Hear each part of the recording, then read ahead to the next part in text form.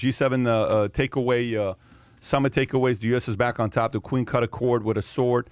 And world leaders promised $1 billion COVID-19 doses. This is Business Insider story.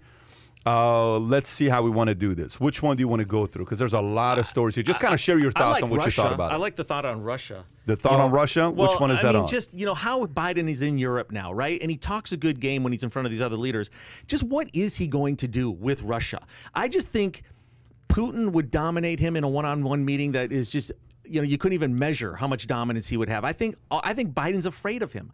I think he talks a really tough game when he's not around him. But, we all agree that cybersecurity is one of the biggest issues we face right now. The threats are coming from Russia. They are the ones doing it. And what's a company supposed to do? Their only option is to pay the ransom, right, and get things going again. I mean, we don't even know a fraction of the amount of cyber attacks that are going on. I mean, they said there was like 65,000 last year. Man, we hear about one every other week, but they're constantly happening. He has to stand up at some point and address this with him.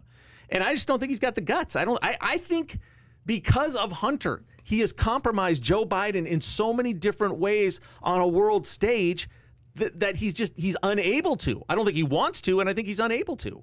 So I think that is such a pressing issue that we'll never get to the bottom of because he's not going to do anything. I think the key thing that is happening with the G7, and it comes down to, you talked about policies and basically different perspectives on how things are operating. I think for sure, and this isn't a knock on Trump, but his whole brand was unilateralism. America first, I got this, I alone can fix this. Whereas Biden or the Democratic Party, they are more about multilateralism. They believe in the power of multiple countries, i.e. the G7 or the G8 or the G20, working together in cooperation to solve big problems. We just dealt with the biggest problem in the last 100 years, the coronavirus. And now this is the importance of working with your allies. I think there's a famous, to quote my friend Kai over here, his hero, Winston Churchill, the only thing worse than fighting with your allies is fighting without them, right? Winston Churchill. So right now we are working with our allies, UK, France, Japan, Germany, G7 countries, to work together to figure out what the hell's going on in this world. And coalescing behind an anti-China and even an anti-Russian opposition. Because at this point, the world needs to unify against what the hell China did or what it's doing. And make no mistake about it. Did you see the interview with, I believe his name is Keir Simmons? He interviewed Putin a couple days ago. Did you see that interview? No. He pressed Putin pretty hard. Putin would not talk bad about China at all. He's basically saying, why are you trying to make me say bad things about China? We're working together with China. So you talked about cyber warfare and ransomware and everything that's going on like that. That is the new modern warfare. And who are the biggest culprits in that? For sure, Russia. For sure, China. So I think the world needs to come together and call out bad actors for what they are.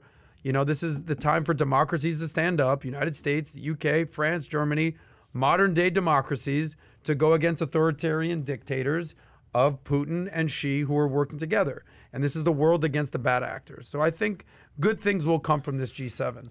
And whether you're a Biden fan or not, you should not be rooting for Putin in this instance, okay? Root for Biden to tell basically Putin, stop fucking with the United States here, or we're going to come after you. I don't think they came out of it any more aligned, though. There's a lot of friction between even these 7 leaders as far as what to do with China. I mean, that's part of the story. The narrative of what happened at G7 is like behind the closed doors, they weren't agreeing on anything. There is he said, what did Putin say to China? He says on Russia, Biden said, U.S. relations with Moscow have reached a low point. Yeah. Mm-hmm. Low point. What does that mean, low point? I mean, low point, it wasn't low just a couple of years ago. Why is it a low point now? And then he followed that up by saying they're at the lowest point that they've been in a very, very long time, but we don't want conflict with Russia. That's what he said. Well, stop hacking everything and stop putting viruses on everything, and maybe we'll have a better relationship. It's a two-way street. Like my mom used to always say, in order to be a friend, in order to have a friend, you need to be a friend.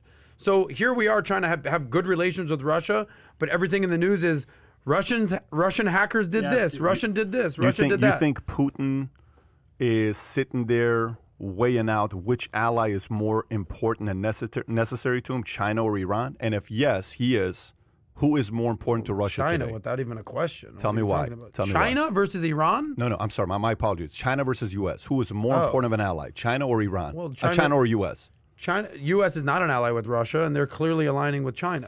I get that. But what I'm asking you is Putin sitting there saying, I better be careful, because he doesn't think U.S. is going to be that powerful nation as it once was. I better start kind of stepping back and kind of making sure that my relationship with China is strong because they're neighbors.